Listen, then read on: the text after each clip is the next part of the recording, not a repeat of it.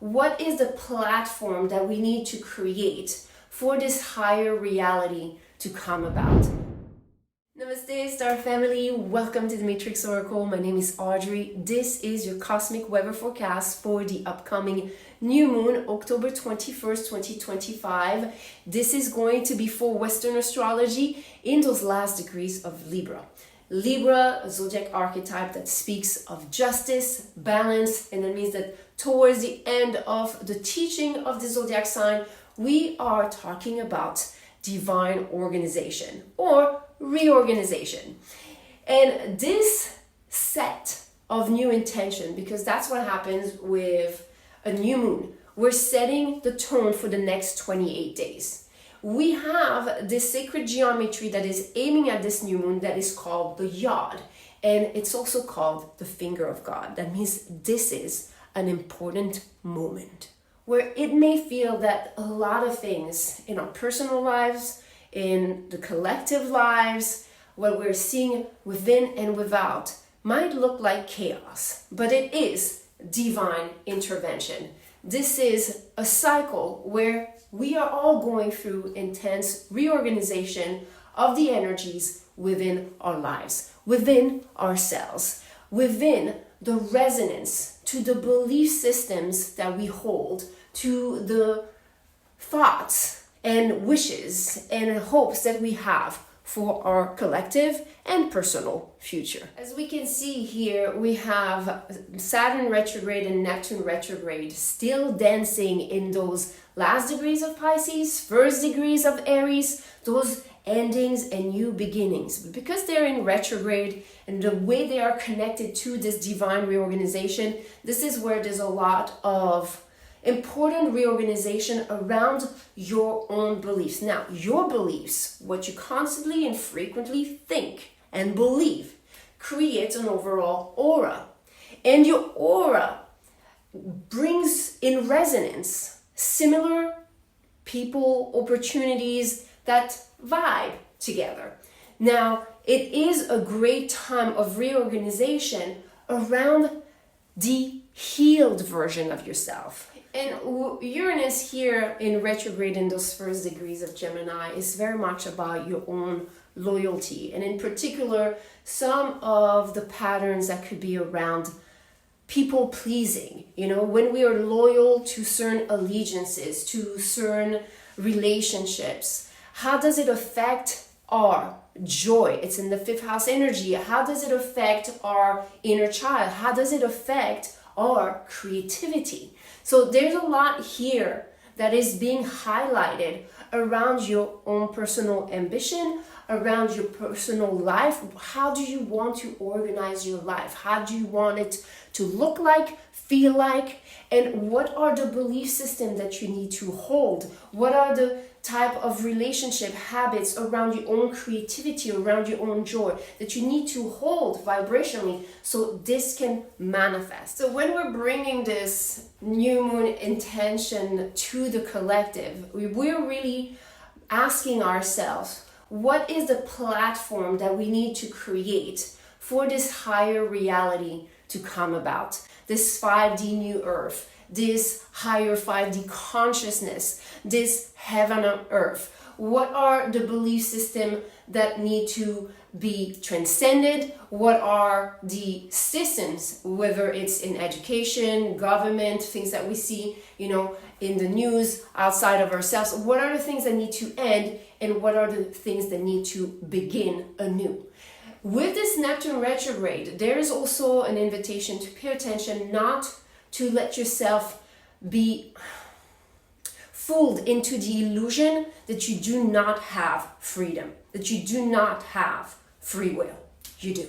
Collectively, it does require for us to really value our sense of well-being, our wellness, our joy, and having allegiance to this. There is also another Yod with the rising point and the new moon going to Uranus retrograde. This rising point in the beginning of the degrees of Capricorn is very much about bringing clarity and light. So in the next 28 days, there's going to be a lot of highlight, breakthrough moment Maybe coming through chaos and disorder in order to have a higher organization of your own lifestyle, of your own surrounding, so you may rise again. Rise again in joy, rise again in laughter, rise again in hope and faith that we can build this new earth, that we have within ourselves the material that is needed for us to ascend, to rise, and find the solutions, the soul.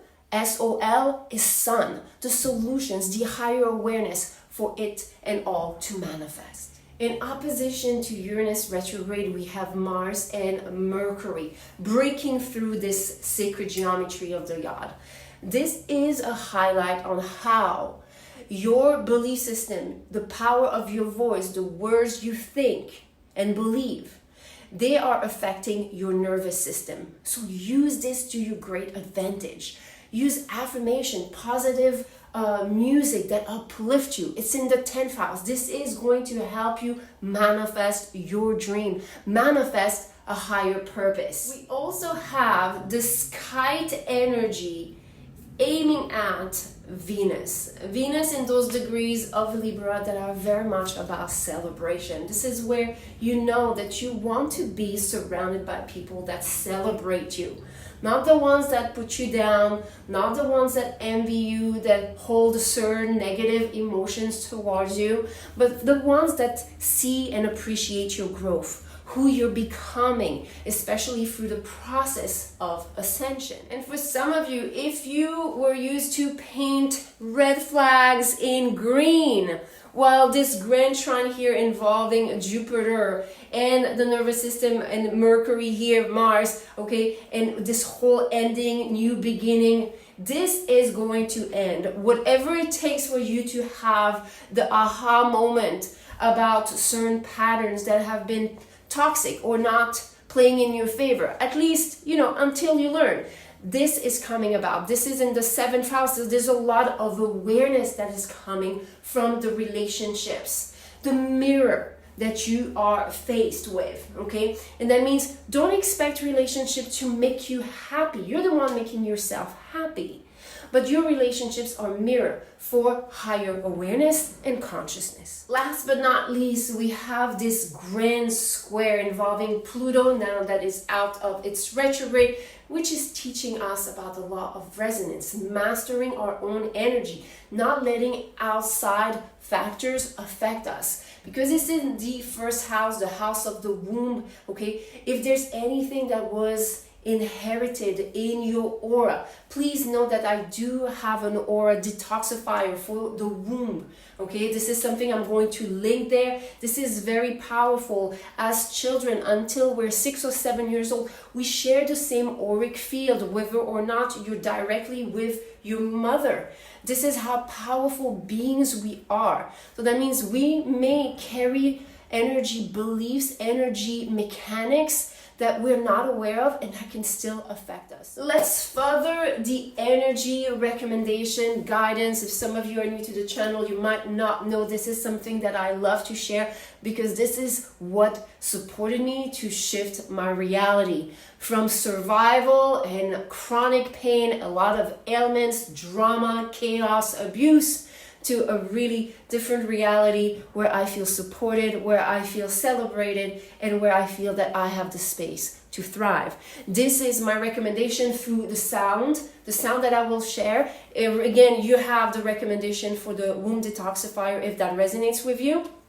But you can work with the moon frequency if you want to work with the magic of the moon, the subconscious. And I'm going to also share with you mudra, which is your sign language through the hands, as well as a mantra. The hands gesture that I'm going to suggest, the mudra, is what is called the Ganesh mudra. So it's kind of looks like a handshake.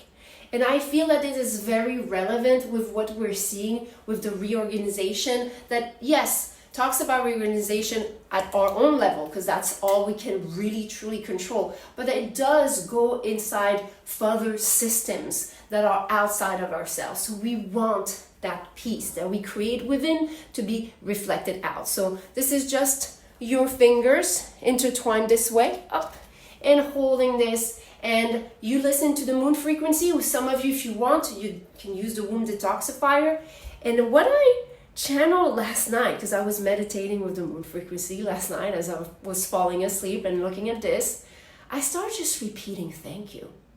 Just thank you, thank you, thank you, thank you. I don't know if some of you ever tried this. I used to do more things around I am grateful. Some of you, if you have worked with me in the past, you know that I have a Chiron playlist where my solution, okay, solution from the sun, my higher awareness, led me to help us all with this wound, with this soul wound, with gratitude mantras for each zodiac placement of Chiron.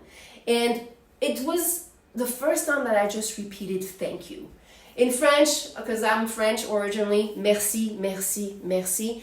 It worked both ways, but I've been here for quite a few decades here. So thank you just resonated beautifully in my heart. So that's what I would suggest, you know, as you listen to the frequencies. I'm sending you so much love, so much light. I'm posting here the moon frequency, and I'll see you soon.